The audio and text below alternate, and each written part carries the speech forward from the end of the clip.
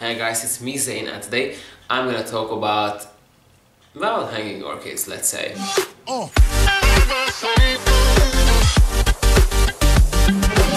So okay, this idea just came up in my mind and I thought I'm gonna talk about it a little bit. It's not a tutorial-ish, educational-ish sort of video, but just a few ideas about orchid growing. So today I'm gonna talk about hanging orchids. So at first, as you might know, there are a lot of types of orchids. When we are talking about orchids, they are epiphytes, which means they are growing on tree trunks. And if they are growing on tree trunks, that doesn't mean that it's flat like soil. They are growing on surfaces like this and this and this. They actually evolved that way and they know how to grow on trees. So therefore, they are growing like leaning over something, and they are leaning and they are pendant and they are hanging from trees. And personally, I think that's a beautiful way to grow, and I really like orchids which are very pendant. So there are a lot of ways to make orchids grow in this natural way, in this natural pendant way. Let's start with the most common type of orchid, which is the Phalaenopsis orchid.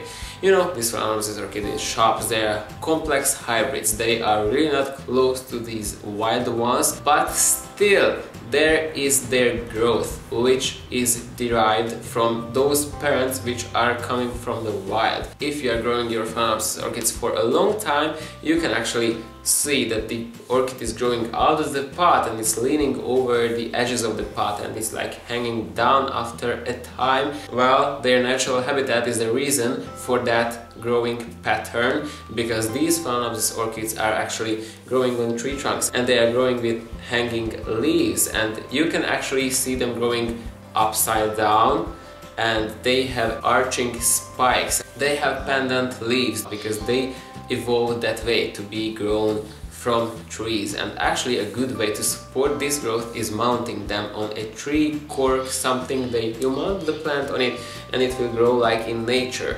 Also, there are more techniques which I will get to in this video, so you will see how I grow my pendant plants. But if you move on with the type of the plants, another very common type of orchid is the Oncidium type and the Orchidium or intergeneric orchids, which have these pseudobulbs which have long leaves. Well, these leaves and these pseudobulbs are actually pending and leaning down from tree trunks, because as they are growing on the tree trunks, the leaves and everything is just pending down, and they have these flower spikes which are really long and they are arching down. There is a big weight of flowers on one spike, so they are like leaning down and shit like that. So I think it's really beautiful if a overgrown Oncidium type is growing on a tree and it's like pendant, and you see how all the leaves and spikes are just growing down. Well, then again, Cattleyas, they are another story, because they can grow every which way they like, because they have these canes and the leaves on the top, and they can grow sideways, upwards, or any way they like.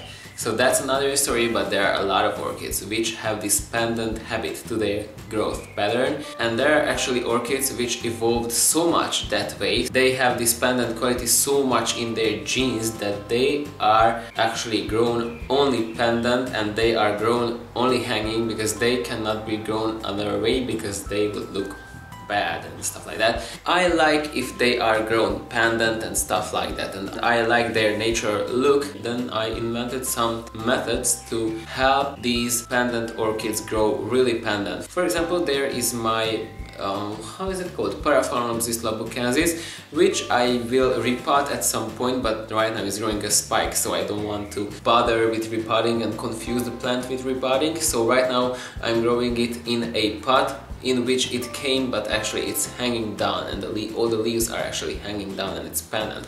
But there is, for example, my Dendrobium anosmum, which is grown in a very specific and weird way, and I have a video about it, so if you want to check it out, check the info card. It's basically a plastic sphere, and it's hanging down from the sphere, and there are holes on the sphere, so it is basically a pot, but basically a Kokedama style. Also, there is my Kokedama Dendrobium nobile. This one is again hanging, and it was a beautiful show this spring because it had a lot of flowers all over the place, so it was really beautiful, and I really like this plant. For example, there is my Holcoglossum wengii, which is basically a normal pot, but the plant is not coming out from the bottom, from the top of the pot, but actually I got a hole at the base of the pot, so it's hanging out from the base, from the bottom of the pot. I think it looks rather beautiful, so I like that one. Also, I have a few more. Also, I have another mini Phalaenopsis, which is grown on the side of a clay pot. I choose to grow it on the side of a clay pot because roots can attach to clay, so after a time the roots can actually grow inside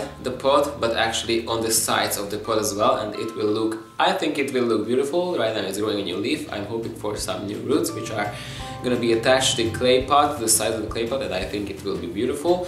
I'm not sure about how the salt accumulations will bother the roots. We'll see, and we'll get to that later, if it will grow roots and it will be salt accumulations on the pot. Yeah, this is the basic idea of growing pendant orchids. I think there are a lot more ways. I wanted to talk about this today. So this is my video for today. Hope you liked it. If you liked it, check on the click on the like button, leave comments, subscribe to this channel, subscribe to my other channel, and follow me on Instagram. You can find all the links down in the description box below. See you next time. Bye guys.